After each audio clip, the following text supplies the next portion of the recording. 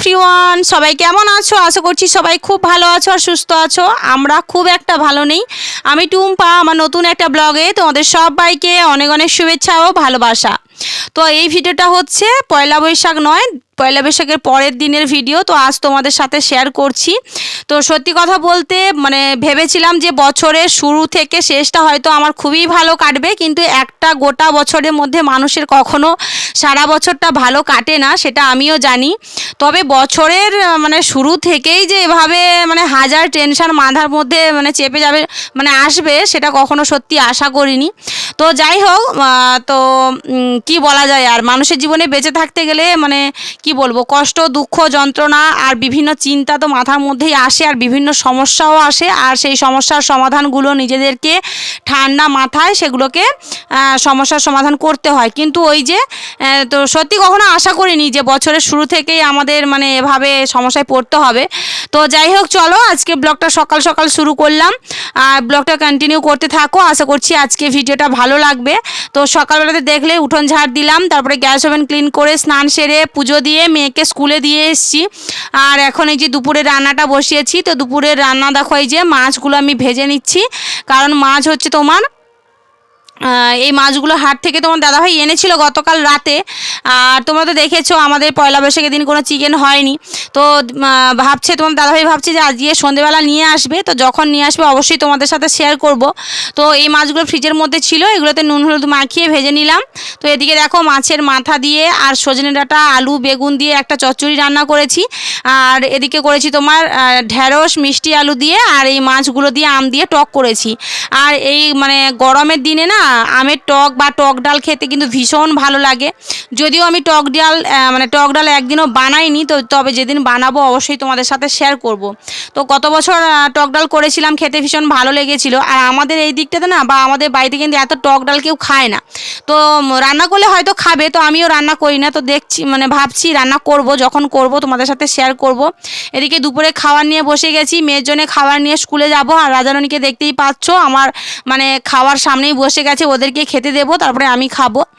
খাওয়া দাওয়ার পরে মেয়ের স্কুলে গেছিলাম, তো মেয়েকে নিয়ে বাড়িও চলে এসেছি। আসলে মনটা একটুও ভালো নেই, তো সেই জন্য কিছু কিছু ভিডিও শ্যুট করা হচ্ছে না, ক্যাপচার করা হচ্ছে না। তো মেয়েকে খাইয়ে মেয়েকে স্কুল থেকে বাড়ি নিয়ে এসে এখন সন্ধে হয়ে গেছে, ওই 6:30 মতো বাজে। তো ঘর দুয়ার ঝাঁট দিয়ে সন্ধে প্রদীপ জ্বালিয়ে, আর আমি এদিকে দেখো এই যে শুকনো জামা কাপড়গুলো যেগুলো বাইরে মেলা ছিল সেগুলোকে এখন ভাঁজ করে নিচ্ছি।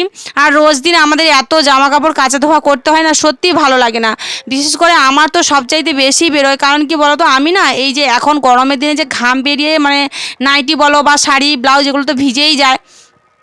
তো সেই জন্য না কি বলতো, আমার একটুও ভালো লাগে না। আমি তো সারাদিনে 3-4 বারই ড্রেসগুলো চেঞ্জ করি, শাড়ি, কখনো শাড়ি পরছি, কখনো নাইটি পরছি, যখন যেরকম ভালো লাগছে আর কি। গরমে না সত্যি কিছু ভালো লাগে না। আর বিশেষ করে তোমরা তো জানো এই টিনের ঘরে গরমের দিনে থাকাটা সত্যি কতটা কষ্টকর। তো আমি দুপুরবেলাতে আমরা না এই খাটের উপরে ঘুমাতে পারি না, পুরো খাটটাই গরম হয়ে যায়। আর ফ্যানের সিলিং ফ্যান চালালে পরে মনে হয় যেন আগুনের ডালাগুলো নেমে আসছে ফ্যান থেকে। তো সেই জন্য আমরা মাটিতেই এমনি কাপড় বিছিয়ে বা মাদুর বিছিয়ে টেবিল ফ্যান চালিয়ে শুয়ে থাকি। তো যাই হোক, ওদিকে জামা কাপড়গুলো ভাঁজ করলাম। আর এদিকে মেয়ে দেখো তোমার দাদাভাই কাজ থেকে বাড়ি এসছে, আর ওর পাপার ফোন দেখছে, আর এই যে বিস্কিট জলে ভিজিয়ে ভিজিয়ে খাচ্ছে। তো ওকে পড়তে বসাবো, ওর স্কুলে অনেক হোমওয়ার্ক দিয়েছে, তো সেগুলো করাতে হবে। আর সত্যি কথা বলতে যখন মাথার মধ্যে টেনশন ঢুকে যায় না, তখন কিন্তু দেখবে সংসারে কোনো কাজ বলো বা বাচ্চাকে পড়ানো বলো, কোনোটাই মন বসে না। তবুও বাচ্চার পড়া তো নষ্ট হবে, তাই না? তো সেই জন্য মনের মধ্যে সমস্ত দুঃখ কষ্ট চেপে রেখে সব কিছুই করতে হয় আমাদের, বিশেষ করে আমাদের বাড়ির বউদের। যত জ্বালা যন্ত্রণা যাই হোক না জীবনে, আমাদের কিন্তু সব কিছু কাজ A to Z করতেই হয়। তো এদিকে মেয়েকে হোমওয়ার্কের জন্য এই যে ওকে অঙ্ক দিয়েছে, তো সেগুলো আমি খাতায় ওকে একটু তুলে দেবো কোশ্চেনগুলো, সেগুলো বসে বসে করবে, কারণ ও তো এখন সবেমাত্র আপারে পড়ছে, যদিও ওর এখন লোয়ারে পড়ার বয়স। তো যাই হোক, আপারে রয়েছে। তো সেই জন্যে ও পারে না, তো বলে দিলে বা অঙ্কগুলো করালে পরে বা বইয়ের পড়াগুলো সেগুলো ধরতে পারে, করতে পারে, অনেকটা শিখে গেছে। তো যাই হোক, চলো এদিকে মেয়েকে পড়িয়ে আবার যাবো রান্নাঘরে। তোমার দাদাভাই ফোন করেছিল, আবার হাটে গেছে তোমার দাদাভাই। তো বলছে চিকেন নিয়েছি, বাড়িতে যাব 9টার দিকে। তো এখন ওই 8টার মতো বাজে, 9টার দিকে বাড়ি আসবে। আমি সব কিছু চাল ধুয়ে, তারপরে আলু আর আদা রসুন সব কিছু ছুলে রেখেছি। তো আসলে পরে তারপরে আমি রান্নাটা বসাবো। আর ওই রান্না বসাতে বসাতে হয়তো 9:30 বেজে যাবে। তোমার দাদাভাই বলেছে 9টায় ঢুকবে, দেখা যাবে 9টা 10-15 হয়ে যেতে পারে।